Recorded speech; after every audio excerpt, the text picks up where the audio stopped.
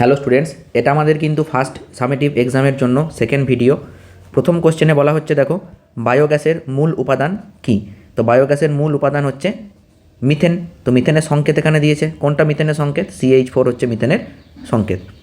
Gas সংক্রান্ত চার্লসের সূত্রের PT লেখচিত্র কি হবে? পিটি দেখো, চার্লসের সূত্রে কে কে ধ্রুবক সেটা আগে তোমাকে জানতে হবে। চার্লসের সূত্রে কিন্তু এম ধ্রুবক আর পি ধ্রুবক। কারণ চার্লসের সূত্র তোমরা কি পড়েছিলে?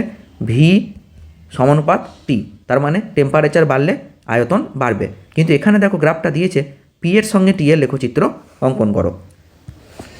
তো উত্তর হয়ে যাবে কিন্তু এইটা। তো পিটি লেখচিত্র হবে এইটা। ওকে, তো মনে রাখতে হবে।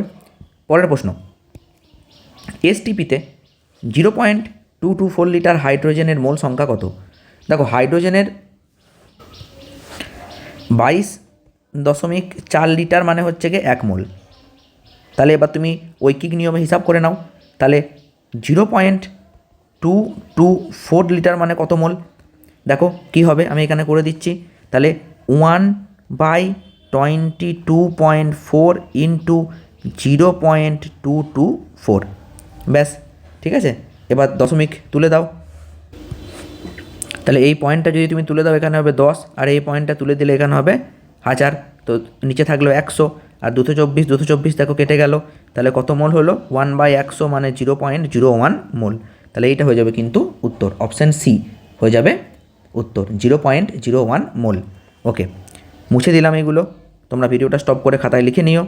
পরের প্রশ্নে যাই। দেখো বলছে কি যে মোলার গ্যাস ধ্রুবকের একক কী? মোলার গ্যাস ধ্রুবক কোনটা? আর। তো আর এর একক কোনটা দেখে নাও। দেখো কোনটা হবে? Erg mole inverse kelvin inverse, হ্যাঁ এটা হবে। Joule kelvin inverse mole inverse, হ্যাঁ এটা হবে। Calorie mole inverse kelvin inverse, এটা হবে। আর তাহলে সব কটি হবে, ঠিক আছে। তাহলে সব কটি হবে, এক একটা পদ্ধতিতে এক একটা হবে, ঠিক আছে। তারপরে দেখো, একটি পারমাণবিক মৌলিক গ্যাসের, আচ্ছা এগুলো এখন আমি যেহেতু অফলাইন ব্যাচে পড়াইনি, এগুলো এখন সলিউশন করবো না, দুদিন পরে করবো, এখন এগুলো সবার পড়া হয়নি। দেখো এটা আলো। রাস্তার বৈদ্যুতিক বাতির প্রতিফলক রূপে ব্যবহৃত হয় কি? বৈদ্যুতিক বাতির প্রতিফলক, সি উত্তল দর্পণ, ঠিক আছে। আর যদি বলে যে অবতল দর্পণের একটা ব্যবহার লিখতে, কি লিখবে? অবতল দর্পণ, দেখো দাঁতের ডাক্তারেরা ব্যবহার করেন, তাই না? তারপরে দাড়ি কাটার যে আয়না, সেটা অবতল দর্পণ। ওকে, তারপরে 8 নাম্বার, অবতল দর্পণের ফোকাস ও বক্রতা কেন্দ্রের মাঝে কোনো বস্তু থাকলে প্রতিবিম্ব কোথায় হবে?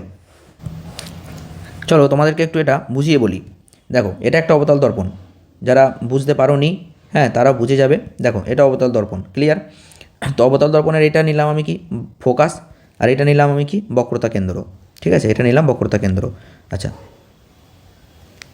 1 মিনিট, সরি, দাঁড়াও, ছবিটা আঁকাতে একটু গোলমাল হয়েছে।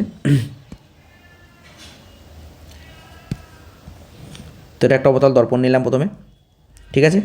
বেশ, এই অবতল দর্পণের এইটা নিলাম ফোকাস, আর এইটা নিলাম বক্রতা কেন্দ্র। এবার কোশ্চেনটাতে বলা হয়েছে যে ফোকাস আর বক্রতা কেন্দ্রের মাঝে একটা বস্তুকে রাখা হয়েছে। বেশ, তাহলে যখন প্যারালাল রে যাবে, প্যারালাল রে কোন দিকে বেরিয়ে যাবে? ফোকাসের মধ্যে দিয়ে।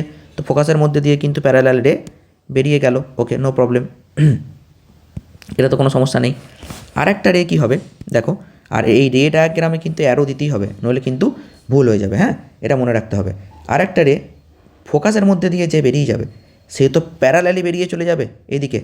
ওকে, তো দেখো তাহলে প্রতিবিম্বটা তৈরি হবে কিন্তু এইখানে। তাহলে প্রতিবিম্বটা কেমন হলো? যেহেতু রে দুটো পরস্পর মিলে গেছে, আর এ যদি পরস্পর মিলে যায়, তাহলে আমরা সেই প্রতিবিম্বকে কী বলি? সৎবিম্ব। তাহলে এই প্রতিবিম্বটা কি? সৎবিম্ব। আমি তো ডট ডট করে পিছনের দিকে বাড়িয়ে দিইনি, তাহলে মিলে গেছে এরা, সত্যি এই দুটো মিলেছে, তাহলে এটা সৎবিম্ব। আর দেখো বস্তুর থেকে বড়, এবং তাহলে কী হবে? বিবর্ধিত। ওকে, তাহলে উত্তরে চলে এসো। ওটা উত্তর হবে সৎ এবং বিবর্ধিত, সৎ এবং বিবর্ধিত। ওকে, তারপরের প্রশ্ন দেখো, 1 নাম্বার, ভারতে বায়োডিজেল প্রস্তুত করা হয় এমন একটি উদ্ভিদের নাম লেখো। বায়োডিজেল প্রস্তুত করা হয়, তো যারা জানো না লিখে নাও, যে জ্যাট্রোফা গাছের বীজ থেকে। জ্যাট্রোফা, বর্গীর জয়ে জফলা আকার, টয়ে রফলা ওকার, ফয়ে আকার। ওকে, জ্যাট্রোফা উদ্ভিদের বীজ থেকে, ঠিক আছে। জ্যাট্রোফা উদ্ভিদের বীজ থেকে। চার্লসের সূত্র অনুযায়ী পরম শূন্য উষ্ণতার সংজ্ঞা লেখো। দেখো আমি বলে দিচ্ছি, ভালো করে শুনে নাও, আর যদি লিখতে চাও তো লিখেও নিতে পারো, যে চার্লসের সূত্রানুযায়ী স্থির চাপে -273 ডিগ্রি সেন্টিগ্রেড উষ্ণতায়, আবারও বলছি স্থির চাপে এবং -273 ডিগ্রি সেন্টিগ্রেড উষ্ণতায় সব গ্যাসের আয়তন শূন্য হয়ে যায়, তাই এই উষ্ণতাকে বলা হয় পরম শূন্য উষ্ণতা। ঠিক আছে, ক্লিয়ার কি বললাম? স্থির চাপে -273 ডিগ্রি সেন্টিগ্রেড উষ্ণতায় সমস্ত গ্যাসের আয়তন শূন্য হয়ে যায়, তাই এই উষ্ণতাকে বলা হয় পরম শূন্য উষ্ণতা। ওকে, উষ্ণতার কেলভিন স্কেলে, আচ্ছা এগুলো মুছে দিলাম। উষ্ণতার কেলভিন স্কেলে জলের হিমাঙ্ক কত?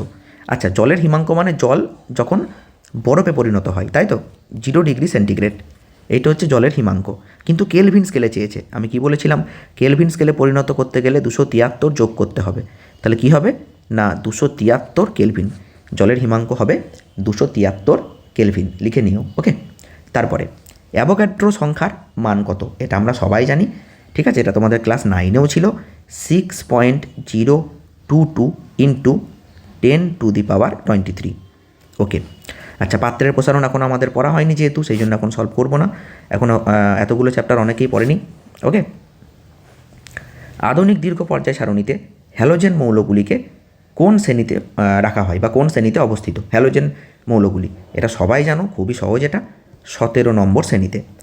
একটি চ্যালকোজেন শ্রেণীর মৌলের উদাহরণ দাও। চ্যালকোজেন শ্রেণীর মৌল কী হবে? সালফার বলতে পারো, সালফার চ্যালকোজেন শ্রেণীর। 16 নম্বর গ্রুপে যারা থাকে তারা সবাই চ্যালকোজেন। ওকে, 16 নম্বর শ্রেণীতে, পর্যায় সারণীর 16 নম্বর শ্রেণীতে।